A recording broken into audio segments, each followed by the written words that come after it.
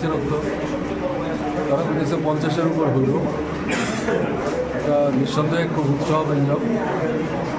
যারা এখন অবধি রক্ত দিলেন তাদের সুস্বাস্থ্য কামনা করছি। যারা রক্ত দেওয়ার জন্য অপেক্ষা করছেন আমি নিশ্চিত তাদের অধিকাংশ হয়তো শেষ পর্যন্ত রক্ত দিতে পারবেন। আমি শুনলাম মহিলারা এসেছিলেন, কিন্তু রক্তাল্পতার কারণে তাদের কাছ থেকে রক্ত নেওয়া সম্ভব হয়নি। এটাই সারা ত্রিপুরার অভিজ্ঞতা। এখন প্রশ্ন যেটা দেখা দিচ্ছে, হাসপাতালে গেলে তো রক্ত পাওয়া যাচ্ছে না, এবং রুগীকেই রক্তের ব্যবস্থা করতে হচ্ছে, এবং যারা পারছে না তারা ভীষণ সমস্যায় পড়ে যাচ্ছে।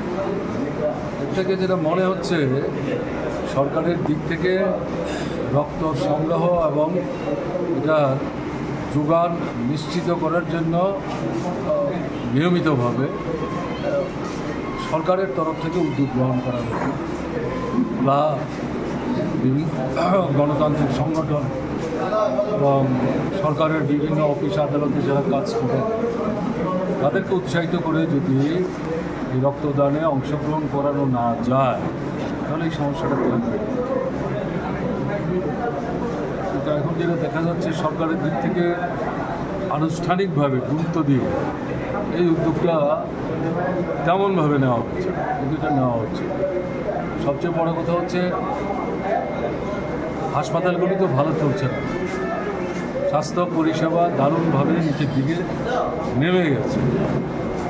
সিনিয়র ডাক্তার জিবি হাসপাতালের অভিজ্ঞতা, তারা অধিকাংশ সরাসরিভাবে রোগীদের দেখভাল করেন, এটা ঘটনা না। বরং যারা এখন MBBS কমপ্লিট করে পরের ইয়ের জন্যে, মানে শিক্ষা লাভের জন্যে যখন এখানে সিনিয়রদের আন্ডারে কাজ করছে, তাদের দিয়ে অধিকাংশ ক্ষেত্রে হাসপাতালগুলো চালানো হচ্ছে। এবং দেখা যাচ্ছে এরা 12 থেকে 13 ঘন্টা পর্যন্ত কাজ করছে।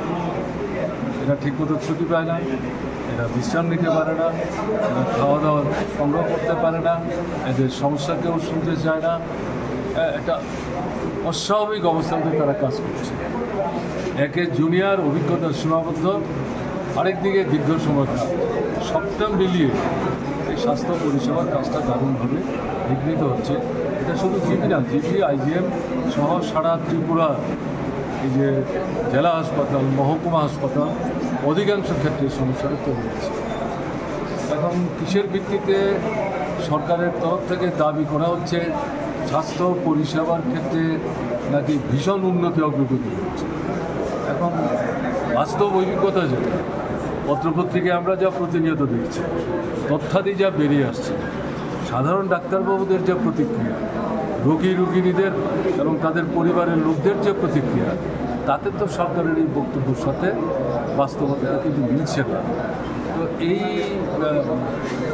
বাস্তব তথ্যের সাথে সঙ্গতিহীন বক্তব্য উপস্থিত করে, আমি অসত্য বা মিথ্যা বলছি না, যদি সরকারের নেতৃস্থানীয়রা মানুষের সামনে এই বক্তব্য উপস্থিত করেন, তাহলে তো সরকার সম্পর্কে এমনিতেই ক্ষোভ আছে, বিক্ষোভ আছে, বিভ্রান্তি আরও বাড়ছে, আরও বাড়বে।